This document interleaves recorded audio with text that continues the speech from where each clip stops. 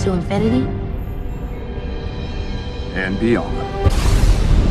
Welcome to ScreenCrush, I'm Ryan Airy. Pixar's latest film, Lightyear, was far more than a Toy Story spinoff. It's a science fiction film that draws inspiration from some of the greats like Interstellar, Alien, and Star Trek. Now, we spent a lot of time on this channel discussing different forms of time travel and the multiverse, primarily in the Marvel Cinematic Universe. Time travel! Lightyear has some unanswered questions of its own in regards to time travel and variants of oneself. You're not me, I'm me. You're you now, but I'm you 50 years from now. General relativity and gravitational time dilation play a major role in Lightyear, so that's where we'll begin. Geez, I thought this was a kid's movie. No, it's for grown-ups too. What about dogs? Well, there is a robot cat in the movie. I'm listening.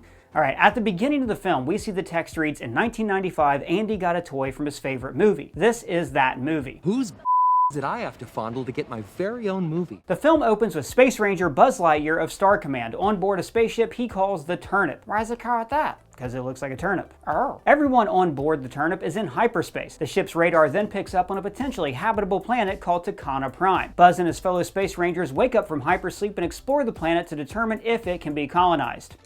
Terrain seems a bit unstable. And he actually does that in the movie. Terrain seems a bit unstable. So they discover that Takana Prime is inhabited by vine-like creatures. Imagine the Upside Down meets Little Shop of Horrors. You think this is all coincidence, baby? Or the vine monster in Jumanji.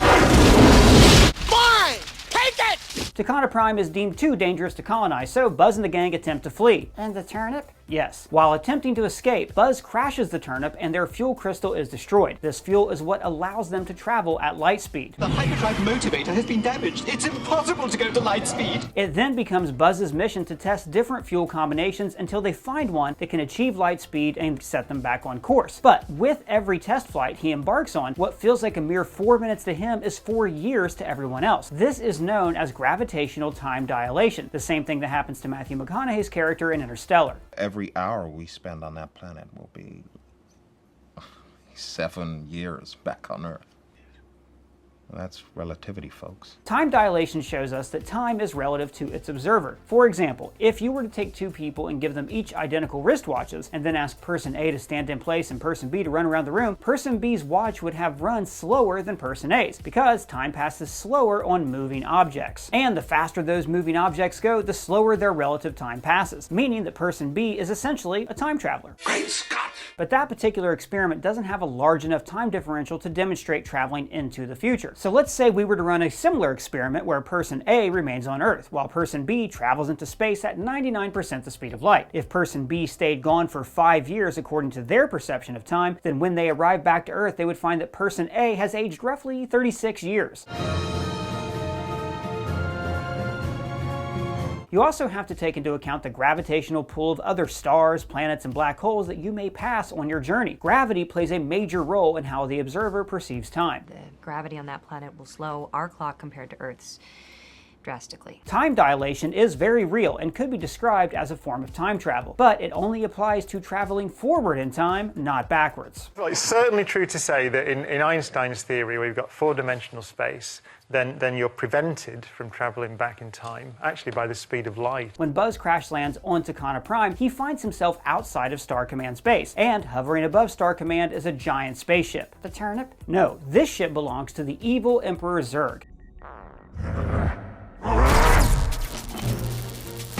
In Toy Story and in the Buzz Lightyear animated series, Zurg is Buzz's arch nemesis. So, we meet again, Buzz Lightyear, for the last time.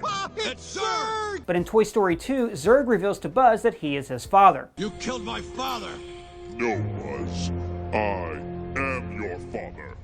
No! But in this film, Zurg reveals himself to be none other than an alternate Buzz Lightyear.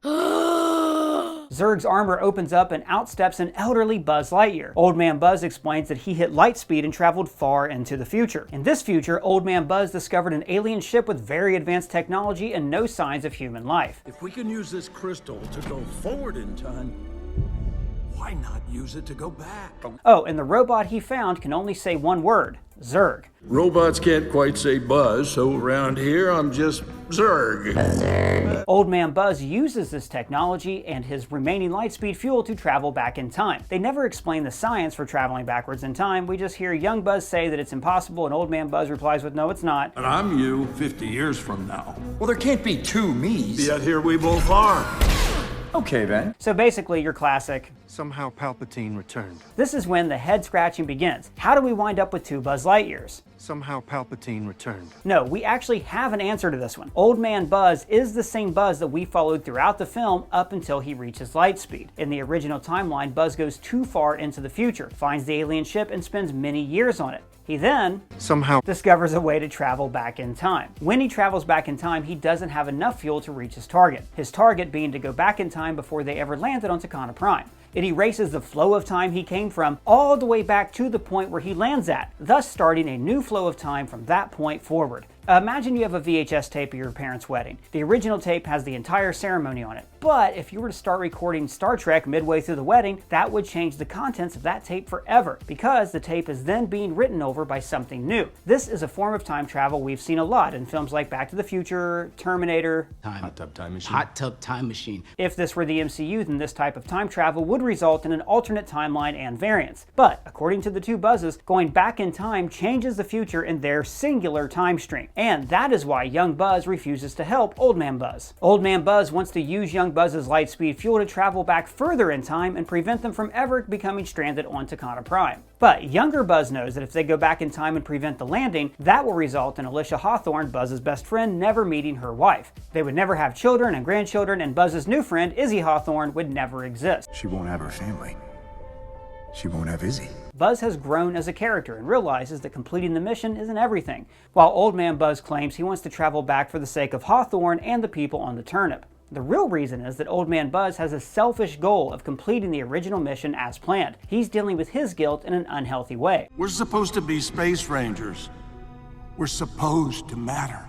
Regardless of the fact that everyone on board the turnip went on to live happy lives on Takana Prime, Old Man Buzz spent decades in a future where everyone he knew was long dead. He had no contact with any human life, and that alone can drive you mad. Well, if you're not gonna be me, you're not gonna be anyone. He spent all those years trying to figure out how to travel back in time, only to encounter himself as an obstacle. It's understandable how his judgment becomes clouded. I wonder if your thoughts are clear on this, Lord Vader. After it becomes clear that Buzz and Old Man Buzz don't see eye to eye on how to move forward, their battle ensues. I mean, spoiler alert, Old Man Buzz, or Zurg, is defeated and Buzz and the gang save the day. Now, Lightyear wasn't perfect, but I still found it to be an enjoyable science fiction film. I'm hopeful that we'll get a sequel or perhaps even a spin-off series following Buzz and his fellow Rangers exploring space and taking on new foes, and maybe even a rematch with Zurg.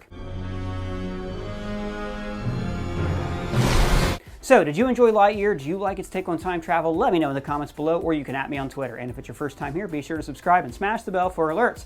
For ScreenCrush, I'm Ryan Airy.